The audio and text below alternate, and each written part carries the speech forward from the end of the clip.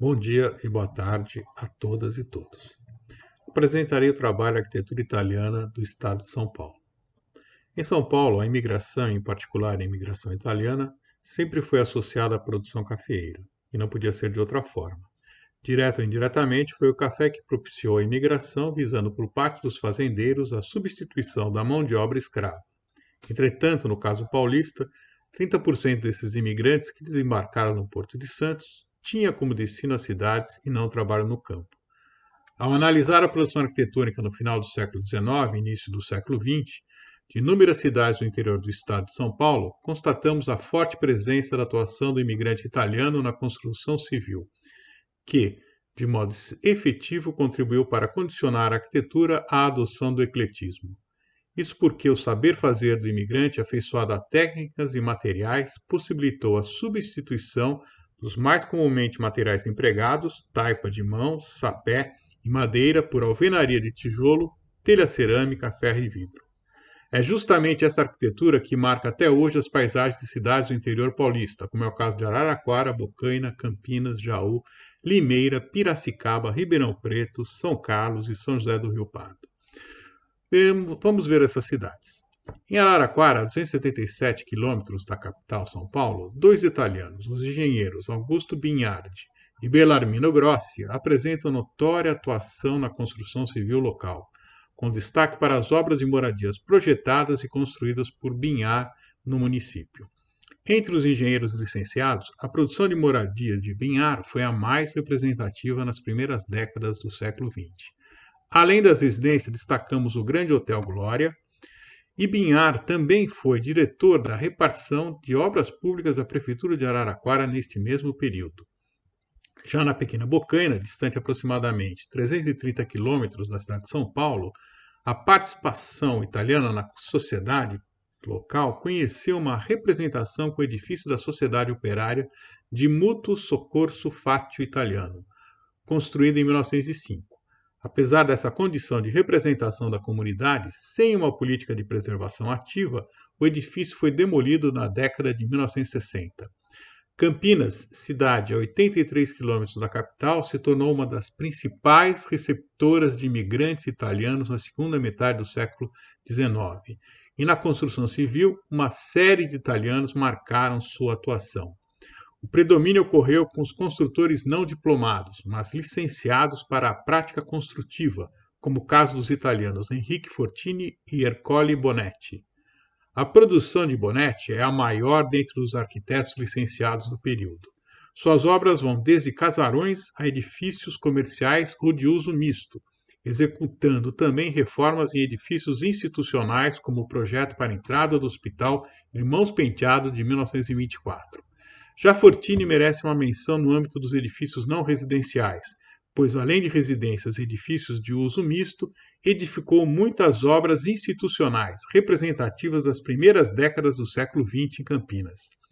Foi autor da reforma da fachada da Igreja São Benedito, de 1929, e no fim da década de 1920 projetou os edifícios de apoio ao funcionamento do Hospital Circolo Italiani Uniti, como as edificações para lavanderia, garagem e velório. Além desses, podemos citar a creche Bento Quirino, que continua em funcionamento e em bom estado de conservação, tendo sido tombada pelo Conselho de Defesa do Patrimônio Cultural de Campinas, CONDEPAC, em 1994. A 302 quilômetros da capital do estado, a cidade de Jaú conheceu importante contribuição da atividade construtiva italiana. No arquivo do Museu Municipal encontram-se os desenhos de obras do projetista Beppino Terrieri, o mais prolífico dos que trabalharam na cidade. Além de Beppino Terrieri, destacamos os imigrantes José Arduino e José Terrieri. Antônio Espósito, na tese de laurea apresentada junto à Università Sapienza de Roma, analisou 40 obras e projetos, redesenhou e identificou os elementos arquitetônicos decorativos das fachadas, qualificando a origem eclética desses elementos dos edifícios de Jaú. Distante 150 quilômetros da capital São Paulo, em Limeira, entre os italianos, destacou-se o arquiteto e entalhador Aulerio Tivati. Sob sua coordenação, foi construída utilizando a técnica da taipa de pilão uma das mais bonitas igrejas do interior paulista. a Igreja Nossa Senhora da Boa Morte e Assunção, entre 1858 e 1867. Em 1893, sob a direção de outro italiano, Ernesto Mugnani, a igreja foi reconstruída, sendo a taipa substituída por tijolos, alterando sua antiga fachada. Em seu interior há obras neoclássicas, talhas folhadas a ouro e pinturas decorativas executadas pelo italiano Angelo Perino. Outra obra, projetada por Tivati, é a antiga residência da família Barros Silva de 1881. O edifício conhecido como Palacete Levi, com traços da arquitetura neoclássica, é hoje sede da Secretaria da Cultura de Limeira. A igreja e o palacete foram tombados pelo Conselho de Defesa do Patrimônio Histórico e Arquitetônico de Limeira. Além desse edifício, destacamos como marco da presença dos imigrantes italianos na cidade de Limeira a Capela da Santa Cruz do Cubatão de 1927. A 158 quilômetros da capital São Paulo, Piracicaba se destaca pela exuberância de sua arquitetura eclética, construída no final do século XIX e início do XX, que de forma excepcional se encontra preservada pelo CONDEFAT e pelo CONDEPAC, Conselho de Defesa do Patrimônio Cultural de Piracicaba. Os profissionais italianos tiveram atuação efetiva a partir de arquitetos de formação europeia, como Serafino Corso, e de construtores sem formação acadêmica, como Carlo Zanotta.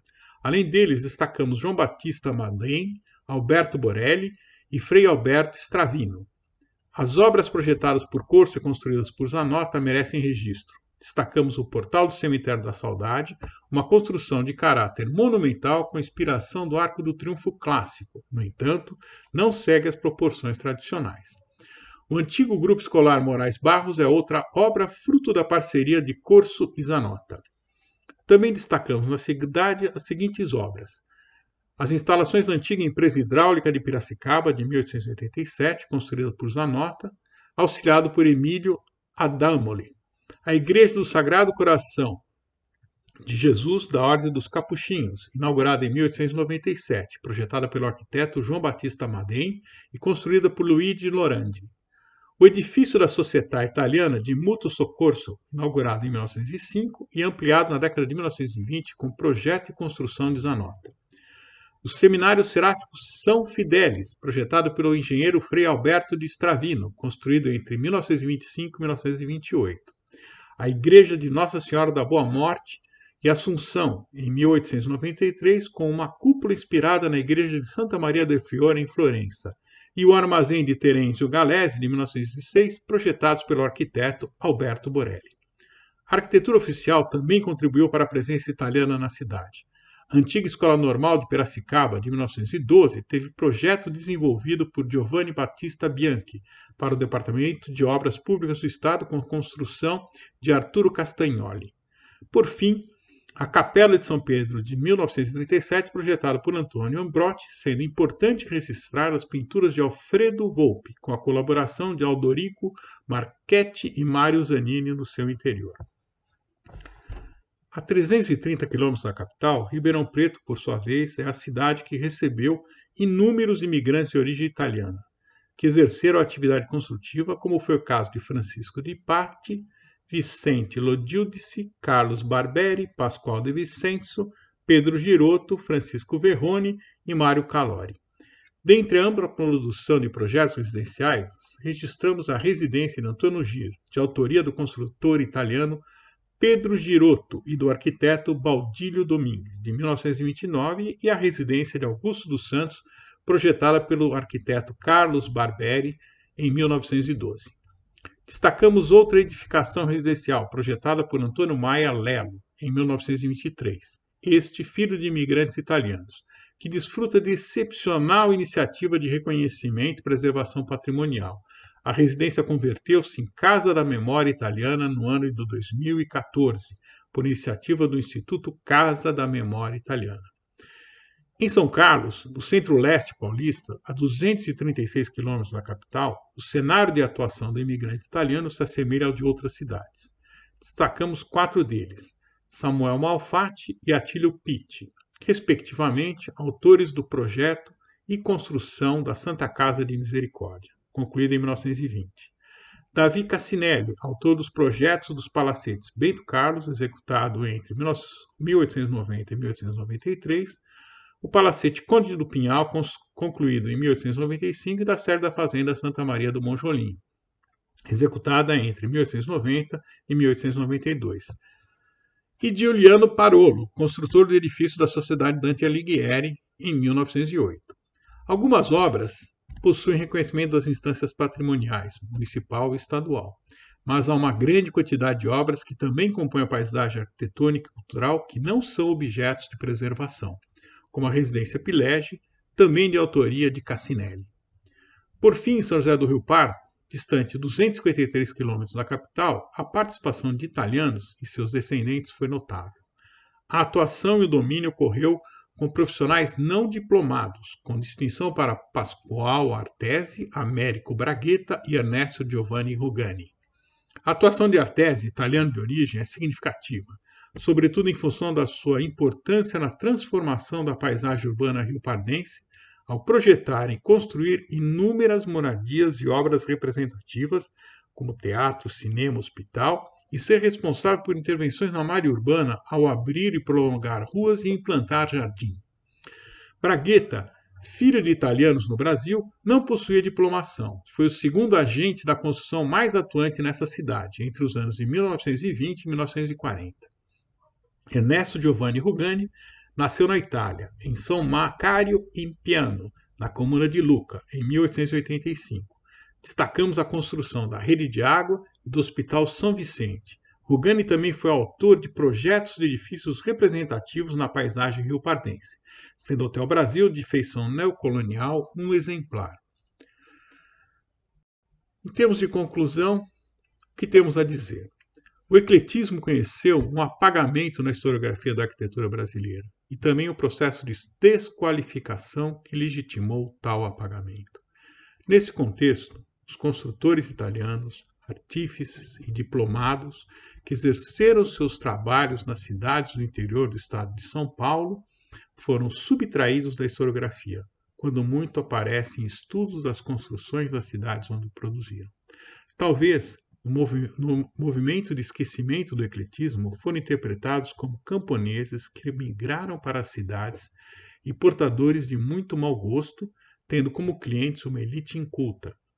Produziram obras copiadas dos catálogos europeus. Nada mais impreciso, nada mais incorreto, nada mais falsificador da realidade, como as obras nas cidades apresentadas demonstram. A produção desses profissionais incorpora dois vetores opostos. É notória e, ao mesmo tempo, invisibilizada. Notória porque foram responsáveis por obras significativas nas cidades, e invisibilizada porque não encontra o devido reconhecimento pela historiografia da arquitetura. Há exceções, mas o patrimônio que essa produção representa sofre da ausência de reconhecimento e de políticas públicas mais incisivas de estudo, defesa e preservação. Esse patrimônio composto por edifícios públicos, hospitais, igrejas, palacetes, fábricas, residências, dentre outras obras do repertório urbano, deve ser interpretado no seu conjunto. E as ações de sua preservação devem ter o entendimento dessa grandeza. Os profissionais italianos foram construtores da modernidade no interior paulista. E tanto eles como suas obras devem ser assim reconhecidas.